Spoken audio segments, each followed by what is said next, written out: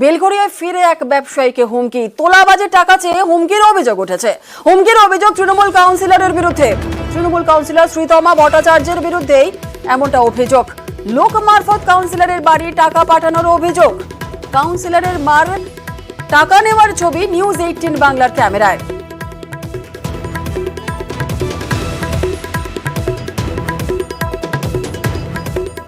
এই আমার ড্রাইভার আর আমার বন্ধু এই টাকায় পৌঁছাতে গেছে। এই এখন টাকা গুনে ওকে দেবে।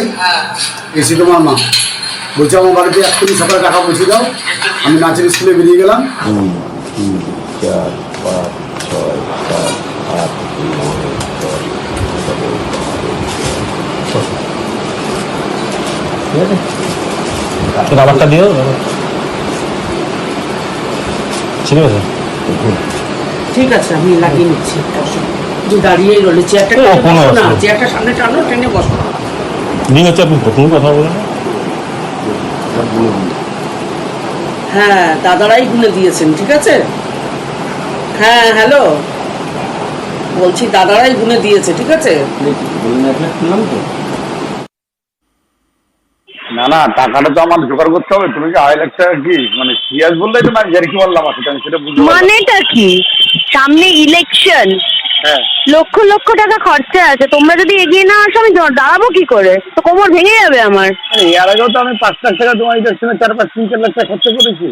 তখন তো তুমি ছিলে না এখানে কোথাও। হ্যাঁ, কিন্তু যখন তুমি করেছো তখন তো আর আমি ছিলাম না। তো আমার সঙ্গে তোমার ইকুয়েশনটা প্রচন্ডভাবে ট্রান্সপারেন্ট থাকাটা জরুরি। তোমার মনে হয় আমি তোমাকে ছ্যাবলামো মারার জন্য সকাল সকাল ডেকে বিরক্ত করলাম? তোমার টাইম ওয়েস্ট করলাম, আমার টাইম ওয়েস্ট করলাম? তুমি নিজে মুখে অ্যামাউন্টটা পর্যন্ত বলে গেছো যে আমি 1.5 লাখ টাকা তোমাকে ইলেকশনের মধ্যে দেবো, বাকি 1.5 লাখ টাকা আমি তোমাকে পরে দেবো। যেখানে আমি তোমাকে 1.5 বলেছি, তুমি আমাকে বলেছো টোটাল 2.5। দেখা পড়েছি সেরকম কোনো কথা হয়নি, কথা মজুদ হয়েছে। এটা আবার লেখাপড়ি কোনোদিন হয় নাকি? আমি চেকে টাকা দেবো, আমি এমনি টাকা দেবো না। না না, আমি চেকে নেবো না। টাকা আমাকে দিতেই হবে। আমি তোমার সঙ্গে ইয়ার্কি মারিনি সকাল সকাল বসে।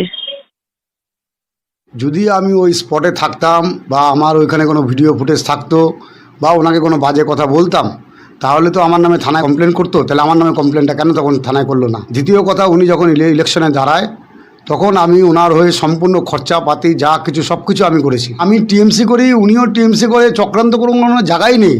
উনি দিনের পর দিন যেভাবে টর্চারিং করছে, কখনো রাস্তায় দাঁড়িয়ে বলছে তুমি আমার দাদার মতন, আমি টালিগঞ্জে একটা ফ্ল্যাট কিনবো, 25 লাখ টাকা ধার দিও, তোমাকে আস্তে আস্তে শোধ করে দেবো, তোমার অনেক পয়সা হয়ে গেছে, পয়সার গরম হয়ে গেছে।